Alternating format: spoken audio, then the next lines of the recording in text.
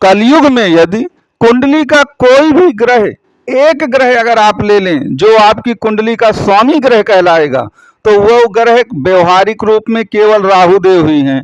क्यों? क्योंकि देखिए, कलयुग में बिना साम दाम दंड भेद के आप जीवन नहीं जी सकते हैं। और साम दाम दंड भेद कुंडली में केवल एक ही ग्रह को आता है, वह है राहु देव।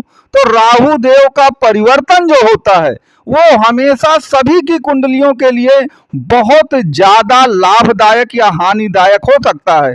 तो जो राहु का परिवर्तन होने जा रहा है 18 मई 2025 से, याद रखिएगा, जो कुछ आपको इस वीडियो में बताया जाए अगर आप उसको फॉलो करेंगे तो आप कंगाल नहीं बल्कि मालामाल बनेंगे।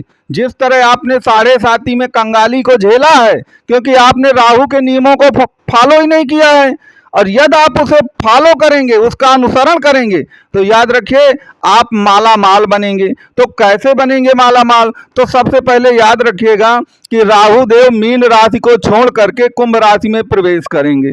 अब देखिए, कुंभ राशि जो है वह हर प्रकार की मनोकामनाओं की पूर्ति की राशि है, और आपकी कुंडली के हिसाब से देखा जाए तो कुंभ राशि द्वितीय भाव की राशि आएगी, क्योंकि मकर के बाद कुंभ आएगा। तो द्वितीय भाव हमेशा धन का भाव होता है। तो याद रखिए, धन और मनोकामना ये दोनों शब्द आपके साथ जुड़े हैं, क्योंकि कुंभ राशि आपके मनोकामना की राशि है, और द्वितीय भाव जो होता है, जो कुंभ से मकर से कुंभ द्वितीय भाव पड़ेगा, तो दूसरा भाव धन का भाव होता है। तो मनोकामना और धन दोनों एक साथ जुड़ चुके हैं। तो याद रखिए, इस कलयुग में केवल एक ही ग्रह है, वो है राहु, जो आपकी मनोकामना और धन दोनों की पूर्ति को बिल्कुल फुलफिल कर सकता है, आपको दे सकता है। तो अब आपको करना क्या होगा? तो देखिए, राहु जिस भाव पर जाता है, चाहे वह गोचर में जाए चाहे आपकी मूल जन्म कुंडली में जाए, राहु जिस भी भाव पर जाएगा वहां पर बिल्कुल समर्पित होकर काम करेगा। अब राहु को देखिए, सत्य असत्य से, नैतिक अनैतिक से, सही और गलत से, इससे बहुत कुछ लेना देना नहीं है राहु को।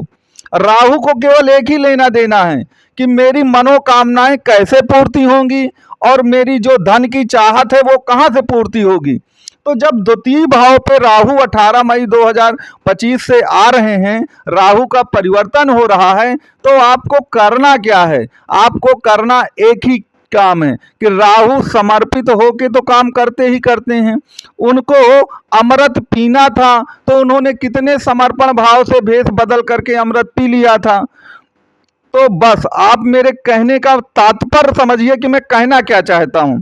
मैं कहना यही चाहता हूं कुल मिला के आपके लिए कि आप समर्पित हो करके, अगर घी सीधी उंगली से नहीं निकल रहा तो टेढ़ी उंगली से निकालिए, क्योंकि राहु को तो भाई अपना जो एम है वो प्राप्त करना है, चाहे वो जैसे भी हो। कोई काम सही ढंग से नहीं हो पा रहा है तो साम दाम दंड भेद जिस तरह से हो उस तरह से करिए, क्योंकि राहु को अपना लक्ष्य प्राप्त करना है।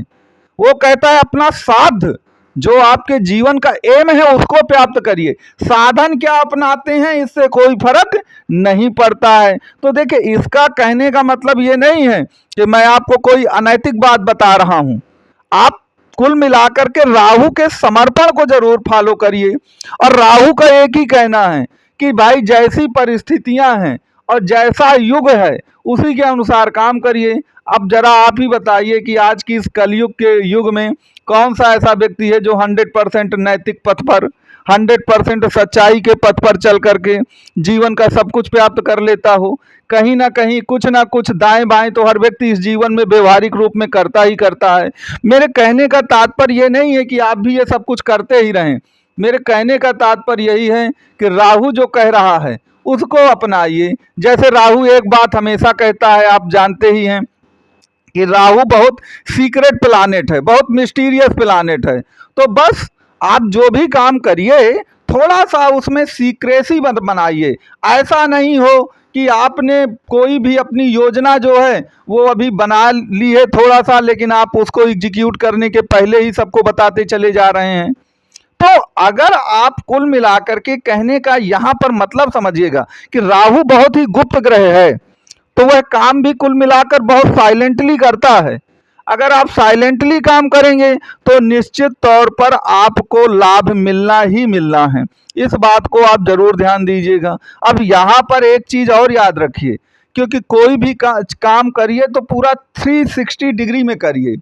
आप गोचर के साथ ही साथ अपनी जन्म कुंडली को भी देखिए कि आपकी जन्म कुंडली में राहु देव कहाँ पर बैठे हैं।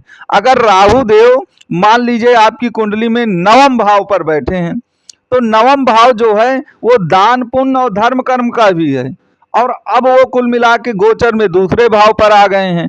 तो जो भी दूसरे भाव का तात्पर्य धन से है, जो भी आप धन कमाएं उसका 1-2% तो दान पुण्य और धर्म कर्म में जरूर लगाइए। देखिए, कुंडली को अगर पूरी तरह से आपको देखना है तो आप अपनी जन्म कुंडली को छोड़ नहीं सकते हैं। आप जन्म कुंडली में देखिए राहु की स्थिति क्या है, और गोचर में देखिए राहु कहाँ पे जा रहा है, और दोनों का कॉम्बिनेशन कर दीजिए। अगर आप इन दोनों के कॉम्बिनेशन को मिला देंगे तो याद रखिए बेस्ट रिजल्ट आप पाएंगे। अब दोनों के कॉम्बिनेशन को कैसे मिलाना है, कई लोगों को इसमें दिक्कत आ सकती है, तो उसके लिए आपको नंबर दिया गया है, आप दिए गए नंबर पे कांटेक्ट कर सकते हैं। तो मित्रों, पूरा कहने का तात्पर्य यहाँ पर यह है कि ये दुनिया राहुमय है और राहु का परिवर्तन होने जा रहा है। तो उस परिवर्तन का अगर आप लाभ उठाएंगे तो आपकी जीवन में वो जो 7.5 जैसा वो पुराना दुख है ना आपका, जो आप बहुत ज्यादा दुख पीड़ा से गुजरे हैं, उससे आपको गुजरना नहीं पड़ेगा, क्योंकि राहु आपको सब कुछ देने में सक्षम है। बस आपको राहु के कहे अनुसार काम बस करना है, राहु के पथ पर चलना है। अब देखिए, हर किसी के लिए पथ अलग अलग होगा, क्योंकि हर किसी की जन्म कुंडली में राहु अलग अलग भाव पर बैठे होंगे। तो कौन सा पथ किसको अपनाना है ये आपकी जन्म कुंडली बताएगी, और थोड़ा सा मदद गोचर आपको कर देगा। तो गोचर को और अपनी मूल जन्म कुंडली को दोनों को आपस में मिलाइए, और फिर आपको बेस्ट रिजल्ट जो हैं वह आपको अपनी कुंडली में प्राप्त होंगे। तो राहु का परिवर्तन आपके जीवन को पूरा बदल देगा। हमें केवल और केवल अपनी जन्म कुंडली और गोचर के अनुसार उसको मैच करना है। हम दोनों को मैच कर ले गए तो आपको अच्छे रिजल्ट प्राप्त करने से कोई नहीं रोक सकता। मान लीजिए आपकी जन्म कुंडली में भी राहु द्वितीय स्थान पर बैठा है, और राहु गोचर में भी द्वितीय स्थान पर बैठा है, तो मान लीजिए धन ही धन है वो, क्योंकि वहां भी धन भाव पर बैठा है, गोचर में भी धन भाव पर आ रहा है। अब बस केवल द्वितीय भाव के कुछ सीक्रेट रूल हैं, उनको अपनाइए। चूंकि उनकी यहाँ पे चर्चा की जाएगी तो वीडियो बहुत बड़ा बन जाएगा, इसलिए आप उस बारे में ज़्यादा जानकारी लेना चाहें तो दिए गए नंबर पे कॉल और व्हाट्सएप आप ज़रूर करें।